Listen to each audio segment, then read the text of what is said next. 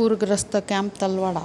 जायकवाडीच्या धरणातून मोठ्या प्रमाणात पाण्याचा विसर्ग 29/9/2025 रोजी सोडण्यात आला होता. त्यामध्ये गेवराई तालुक्यातील 7 गावांना पुराचा वेढा पडला होता. त्यांना मदतीचा हात म्हणून शारदा प्रतिष्ठानचे कार्यवाह आदरणीय माजी आमदार अमरसिंह पंडित साहेब यांच्या मार्गदर्शनाखाली पूरग्रस्त लोकांसाठी कॅम्प आयोजित केला.